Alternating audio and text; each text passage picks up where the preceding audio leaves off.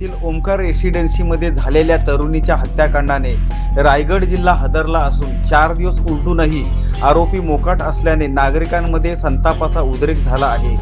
गोरेगाव विभागातील तरुणीची 19 एप्रिलला लोणेरे येथील लॉजवर हत्या झाली। पोलिसांना हत्या करणाऱ्याचा शोध लागला नसल्याने बहुजन आंबेडकरी जनतेमध्ये तीव्र संतापाची लाट पसरली आहे। पोलीस प्रशासन हे तपासात हलगर्जीपणा करीत असून ते एका बौद्ध तरुणीला न्याय देऊ शकत नसल्याने शनिवार दिनांक 25 एप्रिल रोजी सकाळी 10 वाजता गोरेगाव येथे संपूर्ण रायगड जिल्ह्यातील बहुजन आंबेडकर जनता हे रस्त्यावर उतरून जन आक्रोश मोर्चा काढून निषेध नोंदवणार असून मानगाव व गोरेगाव बंदच्या हाकेचा इशारा देखील दिला असून या जन आक्रोश मोर्चामध्ये तळा तालुक्यातील सर्व बौद्ध आंबेडकरवादी बहुजन संघटना यांचा पाठिंबा राहणार असल्याचे रामदास शेठ मोरे यांनी सांगितले। क्रांतिकारी जगेन 19 तारखेला गोरेगाव अशा ठिकाणी एका बौद्ध महिलेची एका आमच्या भगिनीची एका लॉज मध्ये हत्या झाल्याचा प्रकार समोर आलेला आहे।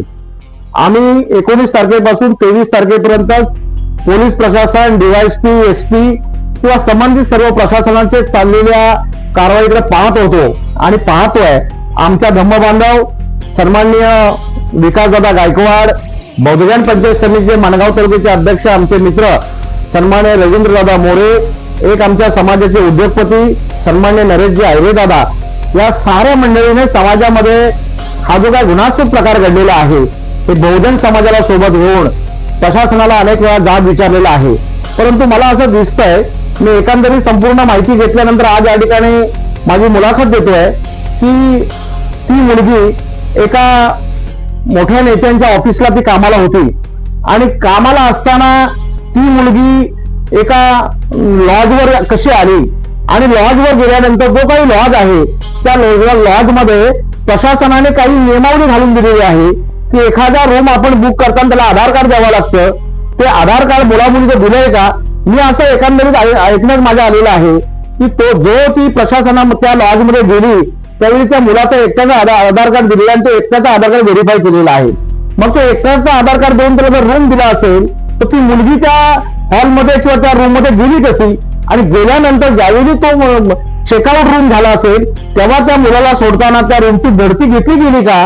हे सगळं प्रशासनाने बघायला पाहिजे। माझी सर्व नेत्यांना विनंती राहील की जर ती मुलगी कोणाला कामाला होती त्या कामाच्या माध्यमातून काही ओळख झालेली आहे का?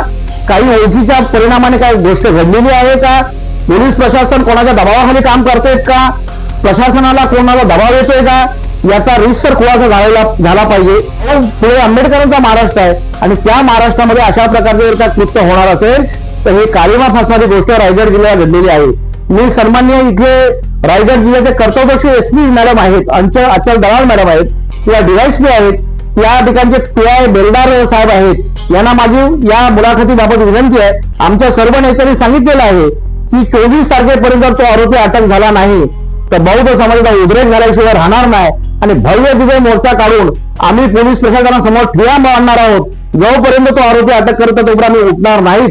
तळा तालुक्याच्या वतीनं बौद्धजन पंचायत समिती, भारतीय बौद्ध महासभा, सेवा संस्था किंवा राजकीय सामाजिक सर्व ज्या संघटना असतील ते निश्चितपणे आम्ही त्या ठिकाणी पाठिंबा जाहीर करतोय की हे जे घडलेले कृत्य आहे ते योग्य नाही आहे। पुढे आंबेडकरांचा महाराष्ट्र, छत्रपतींचा रायगड जिल्ह्याची राजधानी असलेली रायगड जिल्हा आहे। एक स्वाभाविक ज्याला आई म्हणून साडी चोरी घेऊन परत त्यांना आमचा राजा, त्या राजाच्या भूमीमध्ये या अशा प्रकारचं कृत्य घडत असेल तर ते निंदनीय आहे। मी अजूनपर्यंत सगळ्यांना विनंती करतोय की जर का तुम्ही आमच्या भावनेचा अंत बघणार असाल तर निश्चितपणे उद्रेक होईल तेव्हा तुम्हाला कळेल की बौद्ध समाजाची मंडळी, बहुजन समाजाची मंडळी काय करू शकते। पुन्हा विनंती करतोय की आपण 24 तारखेच्या संध्याकाळपर्यंत आरोपी अटक केला पाहिजे। खऱ्या अर्थानं पोलिसांना आरोपी मिळत नाही पण एका न्यूज चॅनलवरती या आरोपीचे फोटो फ्लॅश केले जात आहेत, म्हणजे हे काय बनवाबनवीचा खेळ चालू आहे का? हेही पोलिसांनी लक्षात घ्यावं। आम्हाला सगळं अंतर्गत माहिती मिळत आहे, आम्ही बघतोय, चॅनल टीव्ही बघतोय।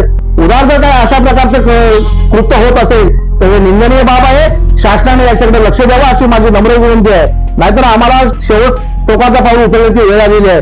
मी तुर्तास थांबतोय तर शासन, पोलीस प्रशासन किंवा सर्व अधिकारी